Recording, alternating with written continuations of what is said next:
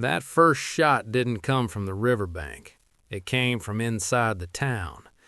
I remember it because it was the wrong kind of loud. Sharp, close, personal. The kind of sound that tells you somebody just made a decision they can't walk back. In that instant, there's a child pressed behind a stack of stove wood, holding his breath like it might keep him alive. And out beyond the bridge, across a sheet of river ice, there's a line of Lakota riders sitting still in the cold, watching, not moving, not shouting, just there. The kind of quiet that makes grown men squeeze rifle stocks too hard. You're listening to Savage West stories. Pull in close to the fire, because this one starts with a blizzard, and it starts with a choice. The winter that set all this in motion didn't make headlines back east. It didn't need to. Out on the northern plains, weather doesn't ask permission, and it doesn't care if you're ready. It just arrives, and it takes what it wants. Eli Turner was 13, give or take, and Red River Crossing didn't quite know what to do with him. Not because he'd done something terrible, not because he was mean. He was just unclaimed. No family, no real home. He slept where he could, barn corners, empty sheds, anywhere the wind couldn't reach him too badly. He worked when somebody had a chore they didn't want to do themselves, and he ate when the day allowed it. If you've never been hungry for long stretches, you might think hunger is just a feeling that comes and goes. It's not. It's a rule. It changes the way you look at people. It changes the way you look at the sky. It changes what you're willing to do and what you're willing to ignore. That afternoon, the sky had that old tin look to it, low and heavy, like it was pressing down on the whole prairie.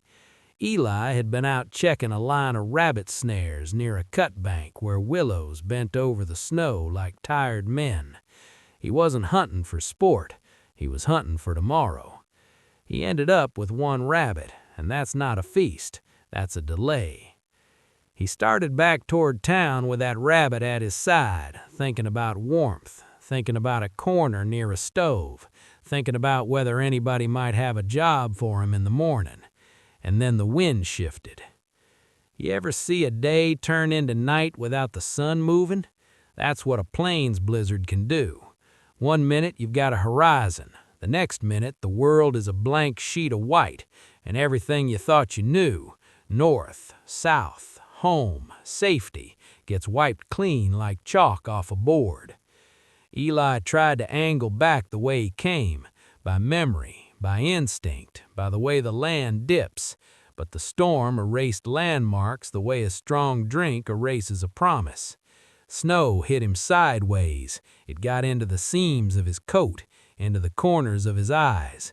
His breath turned sharp and thin, and he kept walking because stopping is a decision too, and out there it's often the last decision a person ever makes. And then he heard it. Not a coyote, not a fox, not the thin yelp of a hungry dog. A child's cry, broken, distant, half stolen by the wind, but unmistakably human. Now think about that for a second. You're 13 years old. Your hands are already going numb. Your eyelashes are starting to crust with ice. You've got one rabbit, and that rabbit might be the only thing you eat for the next day. And the prairie offers you the simplest bargain it ever offers. Save yourself or gamble your life on someone you can't even see. Most grown men would have kept their heads down and kept walking. They'd call it common sense. They'd call it survival. And they wouldn't even be wrong. But Eli stopped anyway. He turned his head into the wind, listened again, and when he heard that cry a second time, fainter now, he changed direction. Not because he had some grand plan, not because he expected thanks. He turned because something in him refused to step over a child's fear and pretend he never heard it. He pushed into the storm, shoulders hunched, boots chewing through deepening snow. The rabbit at his belt swung with each step, like a reminder of what he was giving up. The wind hammered at him, and the whiteout swallowed distance so completely that he could have been walking in circles and never known it. And somewhere out in that blank world, a child was crying. Eli didn't know who it was. He didn't know what side of any argument that child belonged to. He didn't know if their people were near or if someone dangerous was near first. He only knew the sound. His thoughts got small, the way they do when cold starts biting deeper. 1 foot, then the next. Keep moving. Keep listening. Don't sit down. Don't close your eyes. Don't let the storm decide for you. And that's the thing about the frontier that people forget when they start telling stories with easy heroes and clean endings. Most of the time, there's no music, no clear line between brave and foolish. There's just a person in the weather making a choice with shaking hands. Eli Turner took 1 more step into the white, following a cry he could barely hear. And then, with the wind pounding him in the face and the world disappearing around him, the orphan boy turned fully into the storm, into the wind, into whatever was waiting out there. The cry led Eli into a shallow draw where the snow had piled up smooth and deep, like the prairie was trying to hide something. The wind was still tearing at him, but down in that dip, the sound had shape, closer, human. He saw her as a dark bundle against the bank. At first glance, you could have mistaken her for a drifted coat or a thrown saddle blanket. Then she moved, just a small shiver, and Eli's stomach went tight. Because on the frontier, you learn fast that movement in the snow can mean life or the last little twitch before it stops. He dropped to his knees and scraped snow away with both hands. The girl's face appeared, crusted with ice, lashes white with frost. Her eyes were open but distant, like she was looking through him. Her skin had that dull blue-gray tint that doesn't belong on anyone, least of all a child. She tried to speak. The wind stole most of it, but Eli heard enough to know it wasn't English. Her lips shaped words that sounded like a plea, and even if he couldn't understand the language, he understood the need behind it. She wasn't calling for help the way grown men do. She was calling for someone she trusted. Eli looked up and around, squinting into the whiteout for any sign of adults, a shadow, a horse, a fire, anything. There was nothing but snow and the moving curtain of the storm. No tracks he could trust, no direction that felt real. And right then, he had to make another decision.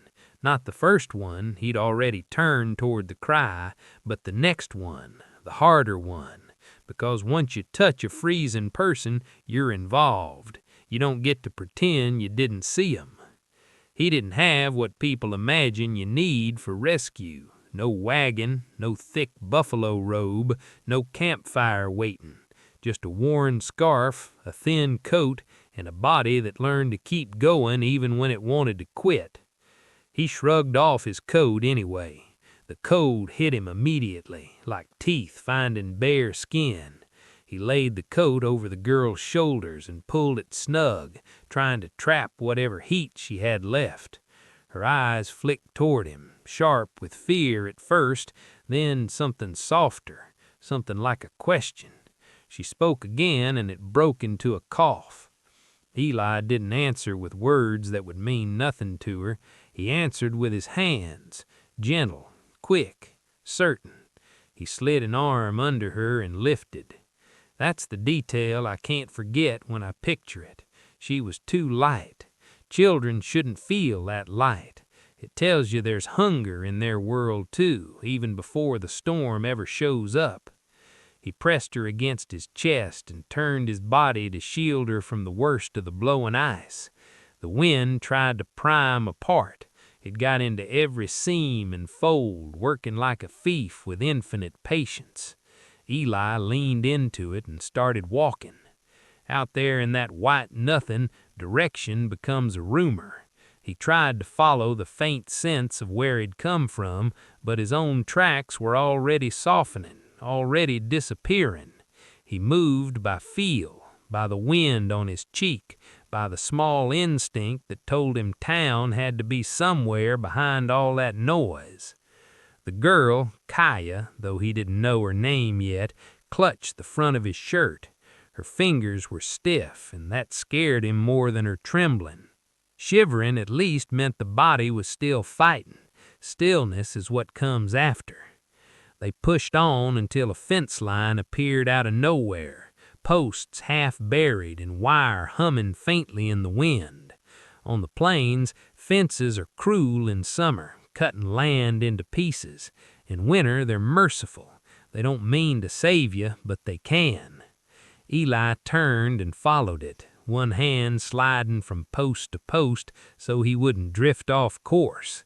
Kaya's head rested under his chin, her breath warming a small patch of his scarf. Every few steps, he shifted her higher, adjusting his grip so her face stayed tucked away from the stinging snow. By the time the storm started to thin, Eli's legs were heavy and his hands were going clumsy. The cold doesn't always feel like pain at first. Sometimes it feels like nothing. That numbness is a liar. Then, through the haze, a squat shape appeared. Rough boards, a low roof, dark against the white. A shack line. Not much of a building, but enough to keep the wind from finishing the job. Eli hit the door with his shoulder and it groaned open, hinges stiff with ice. They stepped inside and the world went quiet in an instant. Not warm, just quiet. The kind of quiet that lets you hear your own breathing and realize how close you came to losing it. He carried Kaya to the driest patch of straw he could find and lowered her carefully. His arms shook from strain, and when he pulled back, he saw her foot. One moccasin was torn, skin exposed, pale in a way that didn't look human anymore. Eli didn't rub it. Even kids who live rough hear stories. Rubbing frozen flesh can ruin it. He held her foot between his hands instead, trying to warm it slowly, trying to coax life back into it without tearing it apart. The shack was dark, so he searched the corners until his fingers found a small matchbox. It took him a few tries. His hands weren't steady and the cold had turned him clumsy. But on the third strike, a match caught. He lit a stubby lantern and the amber light spread across the boards like something alive. In that glow, the place looked even poorer than it felt. An old folded horse blanket, a broken chair, a rusted kettle. But it was shelter, and shelter is currency on the frontier. Eli dragged the horse blanket over and spread it out. He built a small nest on the floor and guided Kaya onto it, lifting her foot slightly, the way he'd seen trappers do when someone's fingers or toes were in trouble. Then he pulled the blanket up around her shoulders and tucked it in close. Kaya watched him with eyes that were too steady for a child, not trusting, not yet, but listening. Eli tapped his chest. "Eli," he said softly, like a promise. She swallowed, then answered in her own voice, quiet but clear. "Kaya." Just names, two small words in a storm-torn shack. But out there, in a world that had tried to erase them both, names were more than introductions. They were proof that someone was still here, still breathing, still worth carrying through the worst weather the plains could throw at him. Morning didn't arrive cleanly after that blizzard. It didn't roll in gentle and hopeful the way folks like to imagine. It backed off like a bully getting bored. Slow, watchful, ready to swing again if you got comfortable.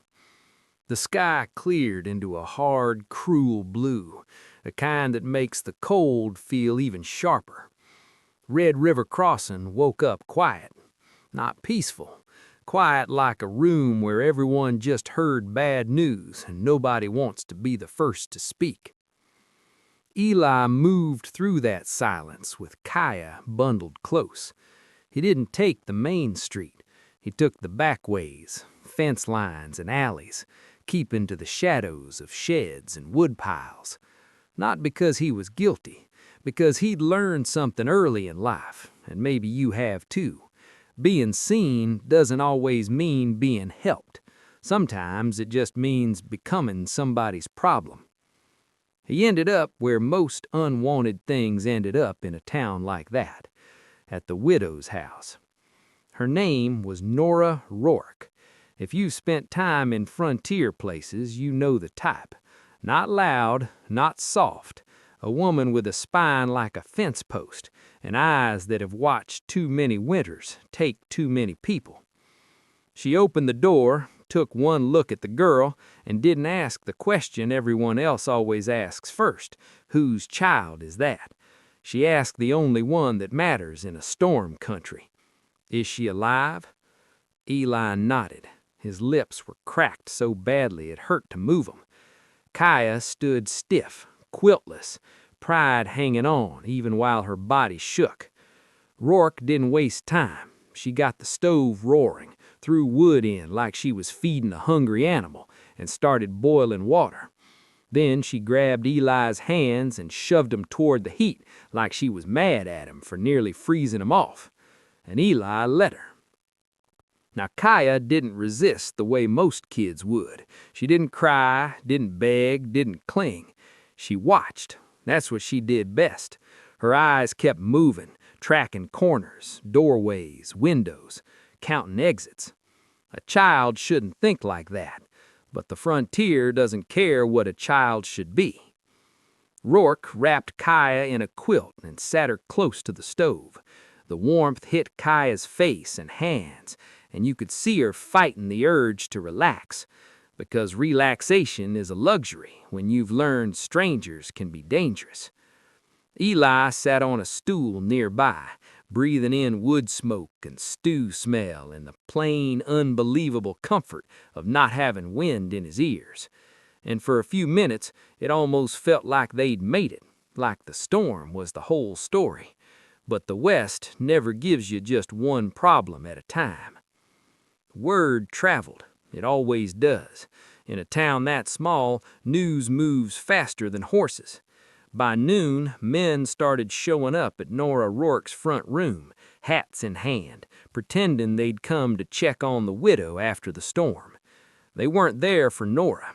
They were there for Kaya. They stood in that front room with their shoulders tight and their eyes sliding toward the kitchen doorway where the girl sat, wrapped in a quilt, silent as a drawn knife. Some of those men looked scared. Some looked angry. A few looked like they were already building a story in their heads that would let them sleep at night.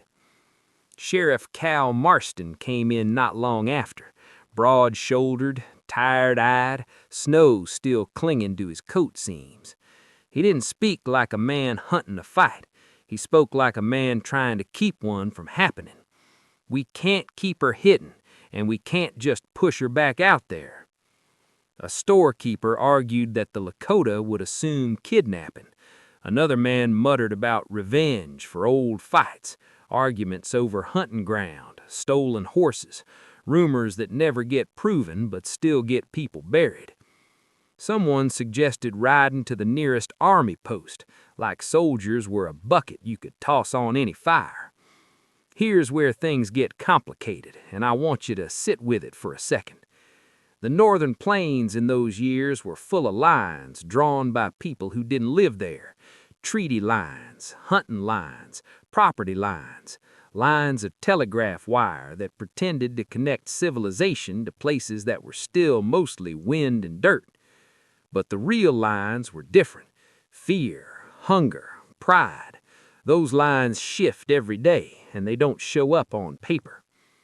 While the men argued, Eli sat by the stove like he wasn't even in the room. Nobody asked him what he saw in the storm. Nobody asked him what he thought should happen next.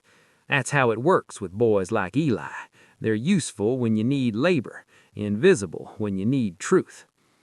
Kaya finished her warm water. Her hands stopped shaking as hard.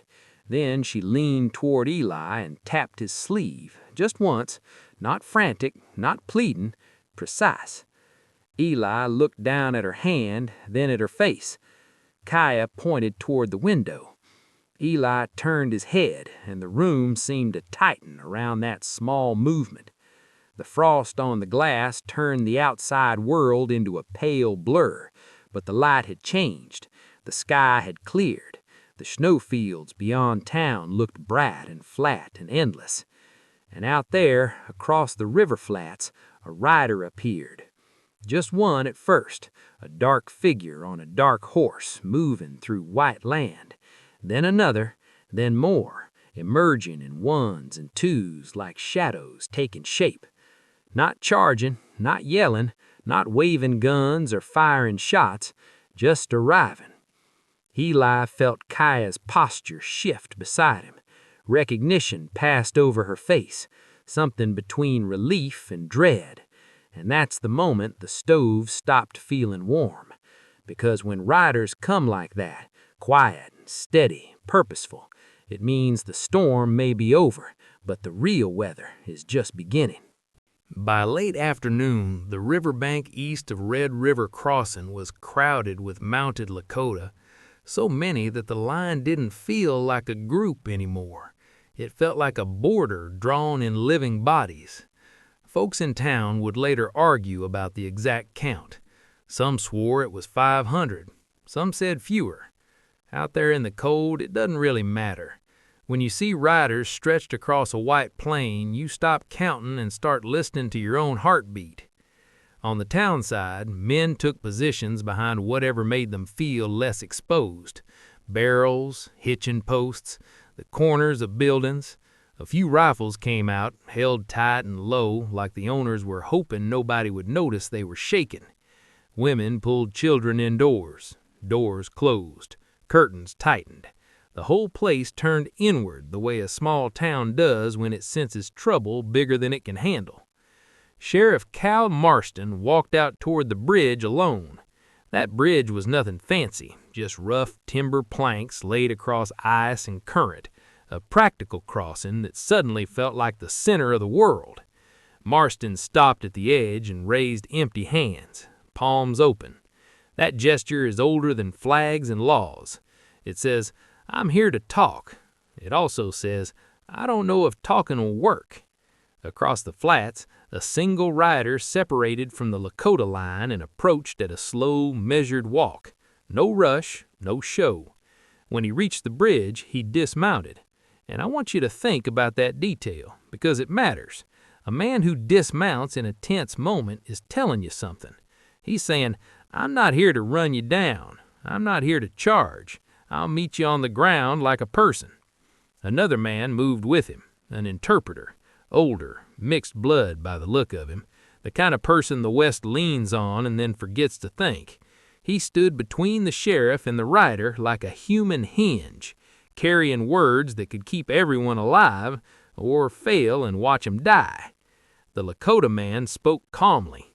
The interpreter listened, then turned and called the message across the cold air. He said, "They have a missing child." That alone tightened the town's throat, because everyone understood what missing children do to grown men. They make 'em reckless. They make 'em unforgiving.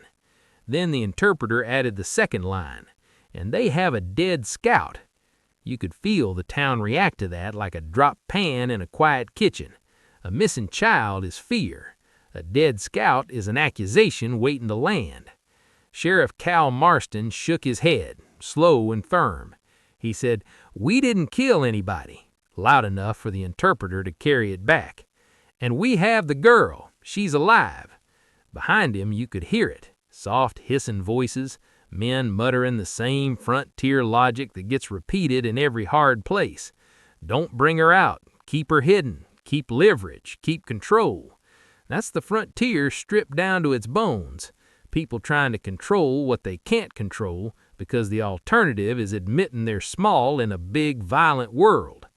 Now, while all that was happening out in the open, Eli and Kaya weren't standing in the middle of the street. They were tucked into a doorway on the town's edge, half hidden by rough beams and shadow. Kaya's fingers were clenched around Eli's sleeve so hard the cloth bunched under her knuckles. It wasn't a child holding on for comfort. It was a child holding on because she didn't trust the ground. Eli watched the bridge, watched the sheriff, watched the rider. His face was windburned and young, but his eyes had a tired steadiness that doesn't belong to 13-year-olds, not unless life has taught them too much too early. Kaya didn't watch the sheriff, not really. She looked past him. She scanned the townside faces the way a hunted animal scans brush, not just for help, for danger, for the person she didn't want to see step forward. And that's when Eli felt it, sharp, clear, and ugly. The blizzard hadn't been the only thing Kaya was running from. There was a quiet shift in her posture, like a rope pulling tight. Eli glanced at her and saw it in her eyes. Recognition, not relief, not, "There's my family." Something colder, something that said, "I know what else might be here." Out on the bridge line, the interpreter kept working, voice careful, hands small and controlled. The Lakota rider didn't raise a weapon. The sheriff didn't either. For a few breaths, it almost looked like the moment might hold. But tension doesn't just disappear on its own. It looks for a place to leak. A town that small doesn't have many places for fear to go, so it pools in the hands, in the shoulders, in the way men lean forward behind cover. It turns barrels into fortresses and rumors into facts. It makes people see enemies even when nobody's moved yet. And the Lakota line across the flats, those riders sat quiet as stone. Horses stomped now and then. Steam rose from muzzles. You could see breath clouds and the occasional shift of weight, but no rush, no frenzy, just discipline. The kind of discipline that says, "We're not here for a fight, but we're ready if you give us one." Inside town, shutters closed. Somewhere a door latched. A dog trotted across a drifted street and then disappeared between buildings like it knew better than to be seen. Eli stood in that doorway and felt the world get narrow. One bridge, one frozen river, two groups staring each other down, and a little girl beside him who was afraid of something the rest of the town hadn't even guessed yet. If you've ever been in a place where violence could start with one mistake, you know how time feels. It stretches. It becomes thick. You notice details you'd normally ignore. Frost on wood grain, the way a glove creases around a rifle stock, the way someone's breath comes too fast. Eli tightened his grip again. Eli didn't pull away. He just kept watching, because at that moment, watching was the only kind of work that mattered. The sheriff held his hands open and tried to keep his voice steady. The interpreter tried to keep words from breaking.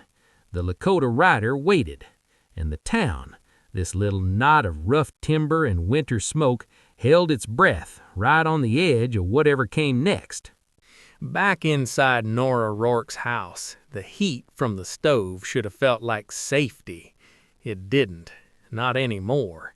Not with that many eyes in the front room and that many riders out on the river flats. The men kept talking like they were solving a problem on paper, like the right words could make the cold facts behave. And right in the middle of them stood Silas Brand. Every frontier town has a Silas Brand. Clean gloves, clean smile. He's the kind of man who always knows what to say when people are scared. And if you've lived long enough out here, you learn to watch the ones who talk the smoothest. Not because they're always wrong, because they're usually selling something. Brand stepped closer to Sheriff Marston and pitched his idea like it was common sense. Send the girl to the agency. Let soldiers handle it. Make it official, safe, proper. And then came the part he didn't say too loud, but everybody heard anyway. There'd be money. Now think about that for a second. The word money in a hard winter town is like striking flint near dry grass. It doesn't just mean greed. Sometimes it means fear looking for a handle. People want to believe there's a price tag that can turn danger into paperwork. Sheriff Marston didn't answer right away. His face stayed calm, but I could see the weight behind his eyes. He was thinking about numbers he couldn't change. The number of men in town, the number of riders outside, the number of graves he'd have to dig if this went wrong. Nora Rourke stood near the kitchen doorway, like a gate made of bone and willpower. She didn't raise her voice. She didn't have to. Her stance said enough. Nobody walks in here and treats this child like freight. And then there was Kaya. She sat wrapped in that quilt close enough to the stove that the warmth was finally starting to color her cheeks again. But she didn't soften. She didn't melt into relief. Her eyes stayed sharp, tracking the room the way a wary animal tracks a new clearing. When Bran spoke, Kaya's gaze snapped toward him like he'd yanked a chain. Not curiosity, not confusion, recognition. Eli saw it too. He was sitting off to the side, hands near the stove, trying to get feeling back into fingers that had nearly frozen in the storm. He'd been ignored most of the day, the way boys like him always are until someone needs 'em to carry water or shovel snow. But Kaya didn't ignore him. She leaned toward him and tugged his sleeve just once, firm and precise. Then she pointed. Bran's coat was buttoned, but not perfectly, and beneath the edge of it at his belt there was a knife. The handle had a pale strip of bone in it, marked with tiny scratches. Nothing fancy, not some ceremonial blade, just a working knife with a detail you could recognize if you'd seen it before. Kaya's eyes fixed on that handle like it was the face of a man she hoped she'd never see again. Bran noticed her looking. He didn't panic, not outwardly. He simply shifted his coat with a smooth little motion and covered the knife. That's a small thing, right? A man adjusting his coat in a cold room. But on the frontier, small things are where the truth hides. Big lies come with speeches. Real guilt comes with habits. Eli's stomach tightened. He'd seen that knife before, or at least he'd seen it near trouble. The day a stray pony turned up behind the livery, the night a trapper swore his harness straps had been cut. Little incidents that never quite got proven, never quite got solved, but always seemed to circle back to the same kind of man. And then Kaya did the only thing she could do. She didn't have English strong enough to argue with armed men. She didn't have a sheriff's badge. She didn't have the luxury of being believed just because she said something. So she used pictures. She slid off the bench, crouched by the stove, and reached into the wood box for a chunk of charcoal. Her fingers were still unsteady from cold, but her intention was steady as stone. She drew on the floorboards fast, lines that didn't waste time. A horse, a man, a knife at his side, then another shape on the ground, a body, simple, blunt, impossible to misunderstand. Then she drew the storm, swirls and slashes, like wind made visible, and a smaller figure running. When she finished, she looked up at Eli with eyes that didn't wobble. A child's eyes shouldn't look like that. They shouldn't carry that kind of certainty. But certainty is what you grow when you've had to survive adults. She said one word, clear, hard, no. Not please, not help, no. Eli stared down at the charcoal story on Nora Rourke's floor, and the room felt colder than the blizzard. Because if Kaya was telling the truth, and everything in her posture said she was, then the town wasn't just holding a lost child while her people searched. The town was standing between a line of Lakota riders and a man who'd murdered one of theirs. And that man was only a few steps behind Sheriff Marston, talking like he was offering solutions. Here's where things get complicated, because even if Eli spoke up, who would believe him? A half-starved orphan, a kid who sleeps in barns, a kid most folks barely look at until he's in the way. Accusing a grown man like Bran could get him beaten by townsmen who didn't want trouble, or shot by Lakota who didn't care why the truth came late. But if Eli stayed quiet, that bridge out on the river wouldn't just be a crossing anymore. It'd be the place the world broke open. Eli lifted his eyes from the charcoal lines to Bran's back, and for the first time since the storm, you could see something change in him. Hunger and cold had shaped him into someone careful, someone small, someone who knew how to disappear. Now he wasn't disappearing. He was watching Bran the way you watch a rattlesnake you nearly stepped on, not with anger, with focus, because the blizzard was over, the weather had moved on, and the danger was standing right there in the warm light wearing clean gloves and a friendly smile. Sheriff Marston finally made the call you make when you're standing on thin ice, sometimes literally. He decided Kaya had to be seen, right away. Not tomorrow, not after more arguing in a warm room.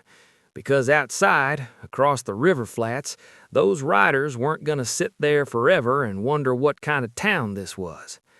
Nora Rourke wrapped Kaya in a quilt so thick it looked like it could stop a knife, then planted a steady hand on the girl's shoulder. Eli fell in beside them, quiet as a shadow.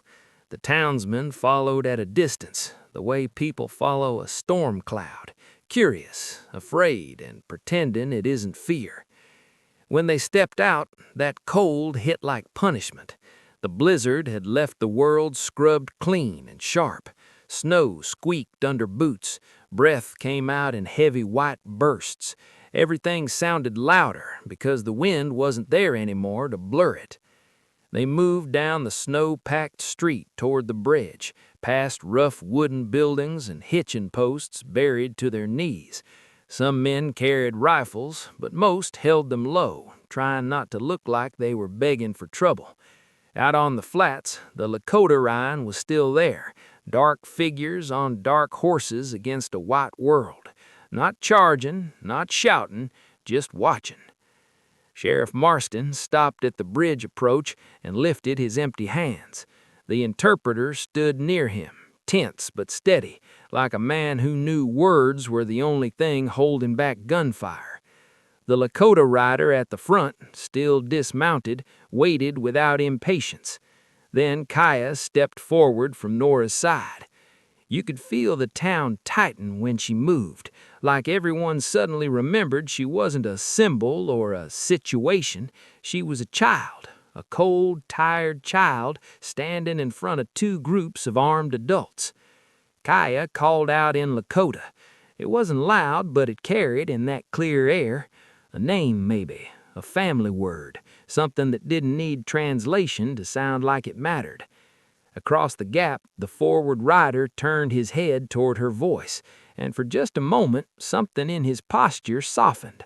Not weakness, relief, the kind you can't fake. The interpreter listened, then turned back toward Sheriff Marston. He said, "She is granddaughter," careful and plain. "They are glad." The town let out a breath it didn't realize it was holding. And then the interpreter continued, and the air tightened again. "But there is still the dead scout." That one line landed like a stone dropped into a quiet room, because now it wasn't only about returning a child, it was about blood. And on the frontier, blood makes every conversation shorter. Sheriff Marston shook his head once, slow and firm. He said, "We didn't do that."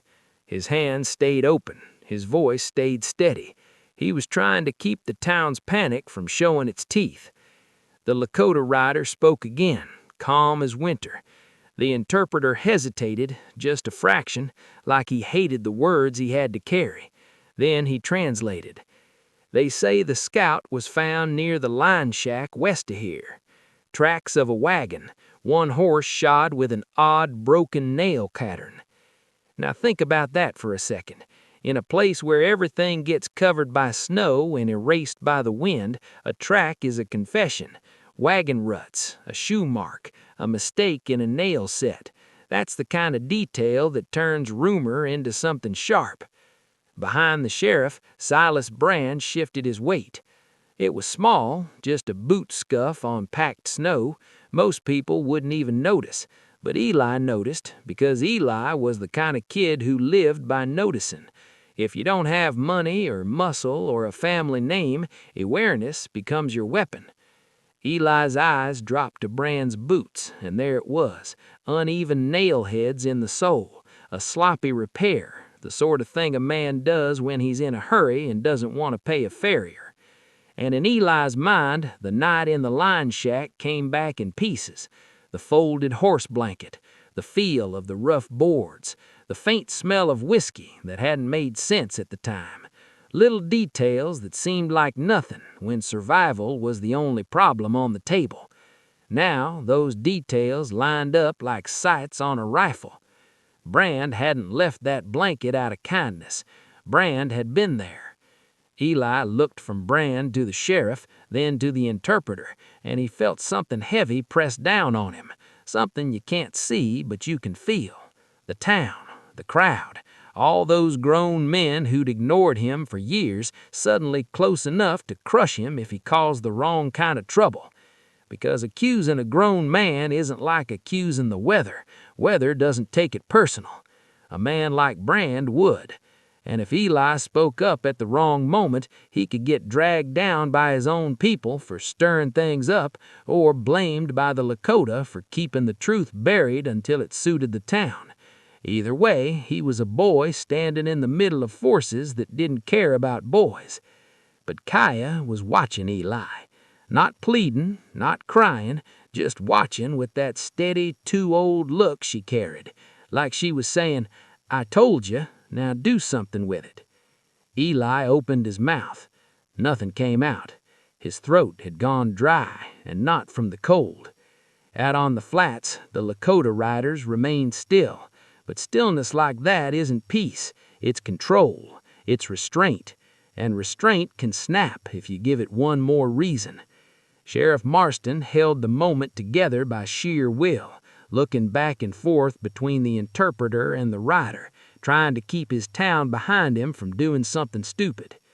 Eli took a breath that burned his lungs. Courage isn't always charging into danger with a gun. Sometimes it's stepping forward when silence would keep you alive. And with Kaya wrapped in a quilt behind Nora's shoulder, and Brand just a few steps behind the sheriff, and that bridge stretched out like a line between two worlds, Eli took one step forward. The truth was right there on the snow, just waiting for somebody to say it out loud. Eli had taken that one step forward, breath burning in his throat, ready to point at Silas Brand and tell the sheriff what Kaya had shown him. You could feel the whole town leaning into that moment, even if nobody wanted to admit it. The Lakota riders across the flats were still as statues. The interpreter stood on the bridge line, hands half raised, trying to hold two worlds together with nothing but words. And then, right when it still might have ended clean, somebody fired.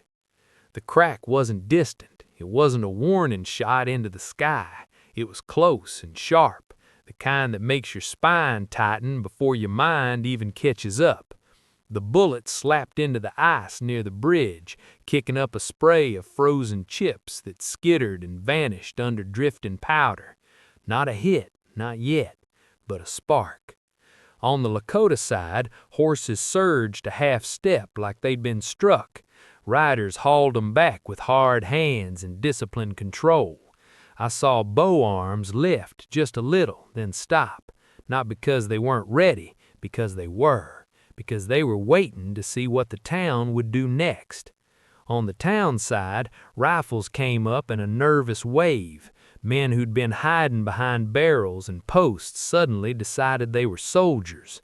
And the worst part is, they weren't even trying to start a massacre. Most of them were just scared. Fear makes people reach for whatever gives them the illusion of control. Sheriff Marston turned like a man getting slapped. His mouth opened wide, and even if you couldn't hear the words over the chaos of breath and boots and scraping metal, you could read 'em on his face. Hold your fire. The interpreter was yelling too, voice raw, waving his hands like he could push bullets back into barrels.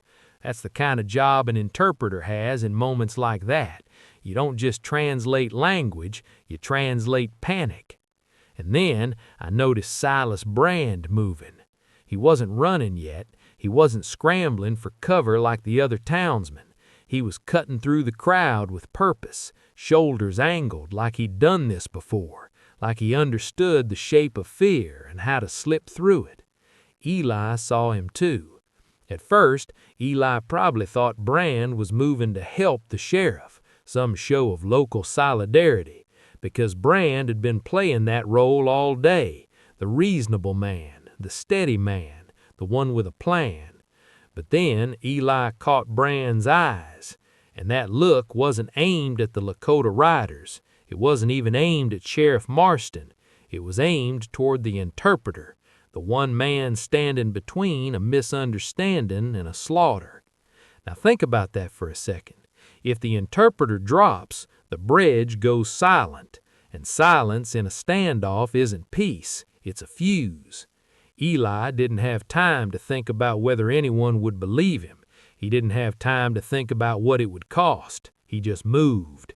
He lunged, not gracefully, not like the heroes people write about later. He was a half-starved kid in stiff boots running on cold muscles and raw nerve, but he hit Brand's gun arm hard enough to throw the aim off. The shot fired. The smoke hung in the air for a heartbeat, thin and gray against the white day. Everything froze, and I mean everything. Settlers, interpreter, sheriff, riders, horses. There's a kind of stillness that comes after a near disaster when everybody realizes the next sound might be the last one they hear. That was the stillness standing on that bridge. Eli and Brand grappled in the snow. Boots slid, coats twisted. Eli's mittened hands clamped down like he'd been born to hold on, and Brand fought like a cornered animal, quiet, brutal, efficient. Behind him, rifles wavered. A few men raised their barrels higher. Others hesitated, suddenly unsure who the enemy was. Across the flats, Lakota riders leaned forward in their saddles just enough to show they'd seen it all. Kaya watched from behind Nora Rourke, eyes wide but steady, not screaming, not crying, just watching like she already knew what Brand was willing to do. Sheriff Marston threw one hand out, palm down, trying to press the town's nerves back into the ground. The interpreter stood his ground even after nearly catching a bullet meant for him. That takes a kind of courage most folks never notice because it doesn't look dramatic. It looks like staying put when every instinct says run. Brand snarled through clenched teeth, twisting, trying to wrench free. His clean gloves were smeared now. His nice coat was open. His composure was cracking. Eli's face was tight with effort, jaw locked hard, breath blasting into the cold. He didn't look heroic. He looked stubborn. He looked like a kid who'd had enough of being pushed around by men with plans. And right there, with the bridge timber still smoking and the whole territory balanced on the edge of one more shot, I'm going to pause with you by this fire for a moment. This is where Savage West Stories usually gets letters from folks asking, what would you have done? I never answer that, not because I'm trying to be clever, because it's easy to be brave from a warm chair years away from the fear. It's easy to imagine you'd do the right thing when the cost is imaginary. Out there, the cost is real. It's cold on your lungs. It's iron in your mouth. It's the weight of every eye watching you decide. Eli didn't choose the moment. The moment chose him. And now, with Brand's pistol no longer aimed at the interpreter, with the Lakota line still holding its discipline, and with the town finally realizing the danger wasn't only across the river, everything was about to break one way or the other. Brand didn't argue. He didn't plead. The moment Eli knocked that pistol off target and the bridge timber took the shot instead, Brand made the only move a man like that ever really trusts. He ran. He tore free from Eli's grip with a twist of his shoulder and a hard jerk of his arm, like he'd practiced slipping out of trouble his whole life. Snow sprayed under his boots as he shoved through the crowd and broke into the open, heading straight for the river like distance could wash him clean. Sheriff Marston went after him with a curse that came out in a white cloud of breath. A couple townsmen started to follow, then stalled when they remembered what was watching from the far bank, because the Lakota line was still there, still and dark against the snow, and nobody in town wanted to be the one who turned this into a battle. Eli ran too. Not because he wanted Bran dead, not because he was thinking about justice the way grown men talk about it in warm rooms. Eli ran because he could feel the whole situation tipping. One more bad second and rifles would start talking for everyone. And then Kaya ran. That's the part people forget when they retell it. They'll talk about the sheriff or the outlaw or the riders on the horizon, but Kaya, wrapped in a quilt, still weak from the storm, took off like she'd already decided she'd rather risk the cold than risk being silent. Nora Rourke reached for her and missed, fingers catching only air and a flutter of fabric. Once a child chooses motion, you don't stop him with a gentle hand. Brand hit the river ice at a full sprint. Now, ice looks solid right up until the moment it isn't, and that river had been through a blizzard. It had been stressed, shifted, cracked, then hidden under fresh powder like a bruise under a sleeve. Brand's boots slapped the surface, and for a few steps it held. Then the sound changed. You know that sound if you've ever walked a frozen river. It's not a crack, not exactly. It's a low groan that you feel in your bones more than your ears, like the ground itself is warning you it's done cooperating. Brand heard it too. His head jerked, his stride faltered, and for the first time that day, his fear looked honest. He tried to keep going anyway. That's another frontier truth for you.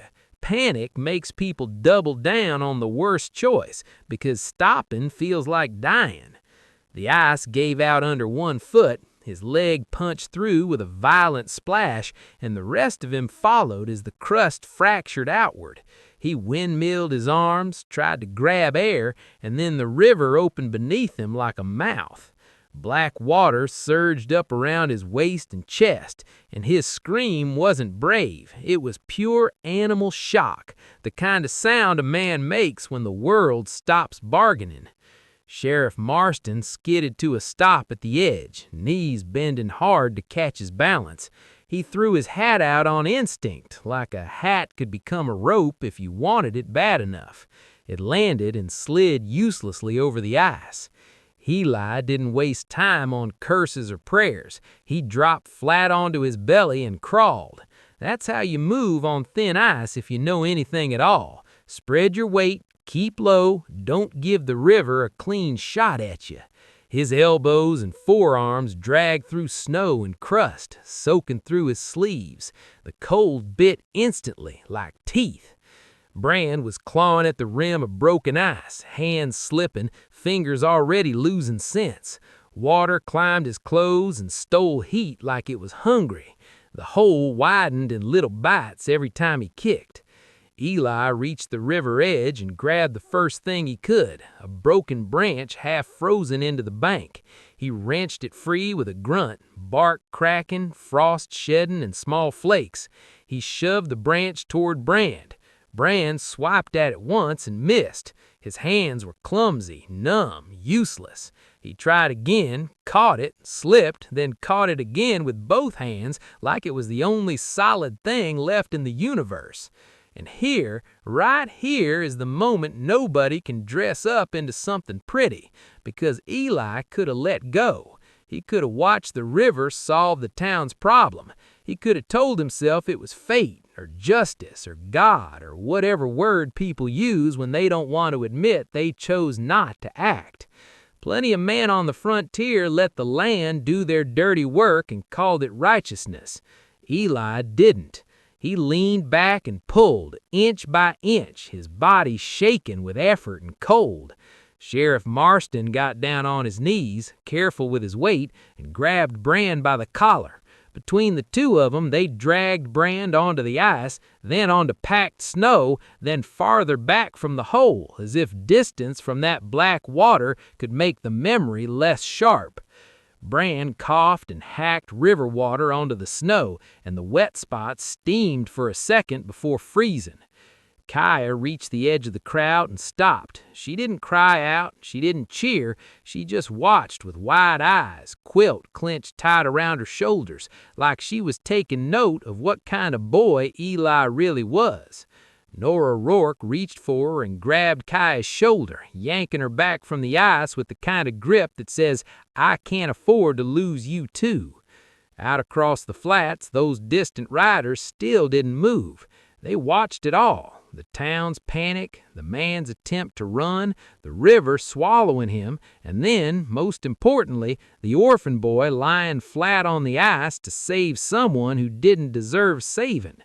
Eli pushed himself backwards, careful and low, until he was back on safer ground. His sleeves were soaked and already starting to stiffen with frost. His hands shook so hard he could barely feel the branch anymore. Brand lay there shivering, the arrogance washed out of him, eyes darting like a trapped animal. He wasn't the smooth-talking fixer now. He was just a wet man in cuffs realizing the world had finally caught up to him. And as the sheriff hauled him to his feet and started dragging him back toward town, the river hole stayed behind like a dark reminder. The storm had tried to kill him, but men with plans and pistols and secrets had come closer. Brand lay on the snow like something the river had spat out and regretted. Water ran off his coat in thin streams, and the cold grabbed it fast, turning the fabric stiff at the edges. Then he started to laugh. Not a friendly laugh, not even a mocking one. It was the kind of broken sound a man makes when his body doesn't know whether to shake, cry, or just stop. Shock does strange work out here. It scrambles people. It makes them act like fools even when they're dangerous. Kaya stepped forward from Nora Rourke's grip before anyone could stop her. Quilt pulled tight around her shoulders, face set hard. She didn't look like a lost child in that moment. She looked like a witness. She pointed at Brand and spoke in Lakota, short, fast phrases that came out with steam in the air. The interpreter, standing near the bridge with his shoulders hunched against the cold, flinched like the words themselves had weight. He turned to the sheriff, and you could see him hesitate for a heartbeat, like he wished the truth could be gentler. Then he translated anyway. He says she killed the scout. She saw it. She ran. Brand's laugh died mid-breath. His eyes snapped toward Kaya, then toward Eli, and then up at the sheriff like a man searching the sky for an escape route that wasn't there. Sheriff Marston brought his revolver up, steady, not theatrical. Out on the frontier, you don't raise a gun for drama. You raise it because you're trying to stop the next mistake. "Is it true?" Marston asked. Brand stared at Eli for a long beat, really stared, like he was trying to understand what kind of boy drags a man out of black water just so he can't swim away from the truth. Brand's lips worked. He swallowed hard, throat bobbing above his wet collar. Finally, he rasped it out. Something about the scout being in his way, something about horses, something that sounded like a man trying to convince himself it wasn't as bad as it was. But the shape of it was clear enough. The sheriff didn't argue with him. He didn't lecture. He just reached down, took Brand's wrists, and clamped iron cuffs on like he was closing a door. And all the while, across that frozen flat, the Lakota line watched without moving. Now, think about that for a second. It would have been easy in the worst way, for the riders to surge forward the moment they heard "dead scout." Easy for the town to answer with gunfire, because fear loves a shortcut. But the Lakota didn't rush in, and the town didn't fire. They held. Both sides held, like everyone, for once, understood what a single reckless second could cost. The Lakota leader spoke again, calm, measured, no shouting. The interpreter turned the words into English with the care of a man carrying lit coals in his hands. He says they will take the girl now, and they will take their dead. They will not take the town. You could feel the air change on the town side. It wasn't exactly relief. It was the first hint that maybe this didn't have to end in widows and burned buildings. Sheriff Marston nodded once, jaw tight. He said Brand will face our court. And then, quieter, like a man admitting what the frontier really is, if he lives long enough to stand in it. Brand, cuffed and shaken, didn't look like he was thinking about courts. He looked like he was thinking about mobs, because a frontier court can be slow, and angry people don't always wait for a judge. The Lakota leader's gaze shifted, not to the sheriff, not to the townsmen gripping rifles with embarrassed hands, to Eli. Eli stood near the bridge with wet sleeves stiffening into frost, cheeks raw, breath coming out steady because he forced it to. He didn't stand like a hero. He stood like a kid who'd had to grow up in a day. The leader spoke again, and when the interpreter translated, his voice softened around the edges. He says you carried her in the storm. You pulled your enemy from the river. He says you have a straight heart. Eli didn't answer. What do you say to something like that when you've spent your whole life being treated like you don't count? He just held the leader's gaze the way you hold a wild animal's gaze, steady, careful, respectful. Then the leader produced a small token, not some gleaming treasure, not a crown, not a medal, a strip of tanned leather with beadwork, simple, worn, real. He handed it to Kaya first. Kaya took it with both hands, serious as an adult. She stepped back across the snow toward Eli, quilt dragging behind her, and placed the token into his palm. When Eli's fingers closed around it, you could see the weight of it hit him. Not heavy in ounces, heavy in meaning. It was the kind of thing that said, you can walk between us and not be hunted as long as you keep your feet honest. Kaya looked up at him once. No smile, no big goodbye, just that steady gaze again, like she was locking this moment into memory. Then she turned and went back to her people. Out on the flats, the Lakota riders began to pivot as one. Horses turned, hooves pressing clean prints into the snow. No victory cries, no threats, just a disciplined withdrawal into the white distance, taking Kaya with them, and taking their grief, and taking the dead scout home. On the town side, shoulders finally dropped, rifles lowered all the way. Men exhaled into the cold like they'd been holding their breath since the storm. Sheriff Marston kept a hand on Brand's collar and started hauling him back to the jail, because problems like Brand don't disappear just because the riders leave. Eli stayed where he was a moment longer, staring out after the departing line, breath fogging, token clenched in his fist, his sleeves freezing hard at the cuffs. A blizzard can erase tracks, it can erase fences, it can erase the edges of the world.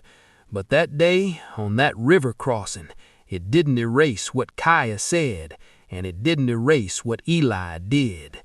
Brand didn't die on that ice. Not that day, anyway.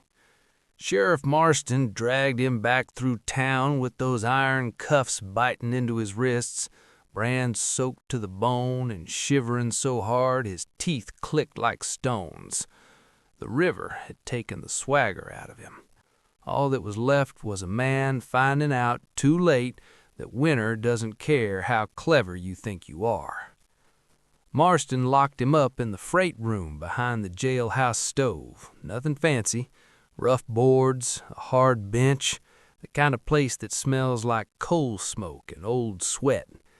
But it had a door, and it had a bolt, and for the first time in a long time, Bran couldn't talk his way through either. That night, and the night after, men came to the sheriff's door asking for what they called simple justice. You know the kind that doesn't need a judge, the kind that leaves a town feeling powerful for about 5 minutes and then sick for the next 20 years. Marston told him no. He didn't do it because he was a saint. He did it because he understood what a lynching buys you out here. It buys you a moment of relief, and it sells you a blood feud you can't afford. In a place like Red River Crossing, trouble doesn't stay personal. It spreads. It finds cousins, friends, old scores.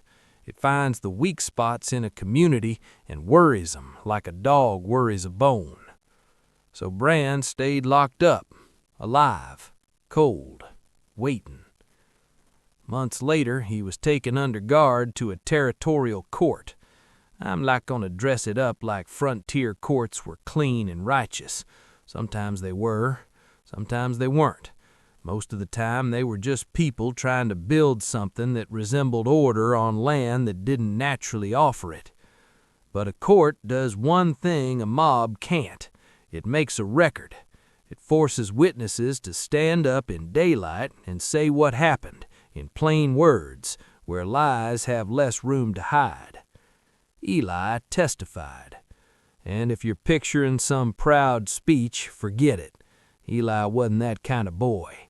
He stood there in worn clothes that never quite fit, hat clenched in both hands, and he spoke the truth the way hungry people speak, direct, careful, wasting nothing. He told him about the storm, about finding Kaya, about the line shack, about the knife at Bran's belt, about the shot into the bridge timber, about the river ice cracking like a warning you don't get twice. The judge looked at him like he was surprised an orphan could form full sentences, and that right there tells you plenty about the world Eli had been living in. Bran was sentenced for murder and theft. What happened after that depends on whose version you hear. Some folks said he served time. Some said he tried to run and got shot. Years later, a few swore they saw a man who looked like him working under another name down near a railhead, because men like Bran have a way of crawling out from under the stones you think you buried them. That last part might be rumor, might be nothing more than frontier imagination keeping a villain alive because it doesn't know how to end a story clean. The West grows legends the way cottonwoods grow leaves, fast and without asking. What I can tell you is what happened in Red River Crossing after. The town didn't suddenly become kind. Towns don't change that neatly. But it did become practical. People who'd been ready to point rifles at shadows had to sit with the fact that the worst danger that day didn't come from the riders across the ice. It came from one man inside their own circle, a man who'd been smiling while he pushed them toward the kind of panic that gets everyone killed. And once a community survives its own fear, it remembers who kept their hands steady when it mattered. Eli wasn't invisible anymore. Not because he wanted attention. He probably would have preferred to go back to being ignored. Attention can get you fed, sure, but it can also get you used. But now, when small problems started to rise, missing horses, arguments at the trading edge of town, accusations that could have turned into gunfire, someone would say it quietly, like it was the only sensible option. Send Eli. That's a strange thing if you think about it. A boy with no family name, no land, no badge, becoming a person both sides could look at without reaching for a weapon. Not because he was chosen, because he'd proven something simple and rare. He could endure, and he could be trusted. Kaya didn't move into town, and Eli didn't ride off to live with her people. It's when the fairy tale with neat endings and shared cabins. Life on the frontier doesn't blend like that, not easily. But Kaya came near sometimes when her people traded along the river. Each year she looked a little older, a little steadier. The fear in her eyes didn't vanish, it just learned how to sit quietly. Sometimes she'd hand Eli smoked fish or dried meat wrapped in cloth. Practical gifts, survival gifts. Eli would offer what he had, small carved things, a spoon, a toy horse, something shaped by patient hands in long winters. And every so often the two of them would walk down to the river bank and stand where the ice had broken under Brand. They didn't treat it like holy ground, more like a reminder. The world can open up under you without warning, and it doesn't care if you're good or bad when it does. Some nights, when the wind scraped at shutters and the stove popped with settling heat, Eli would sit alone and touch the beaded token Kaya's people had given him. He'd stare at the dark like it owed him answers. It never did. Out here, doing the right thing doesn't guarantee gratitude. It doesn't guarantee safety. It just changes what kind of trouble you live with afterward. Sometimes you survive the storm, and then you have to survive what people do once the sky clears. And that's the part most stories skip. So if you're still with me by this fire, remember the last image of that winter. A boy nobody claimed, a girl who refused to be used as a bargaining chip, and a frozen river that almost became a grave. Because sometimes the most dangerous thing in a frontier town isn't the blizzard or the riders on the horizon. Sometimes it's one scared man with a plan and a crowd willing to lead him.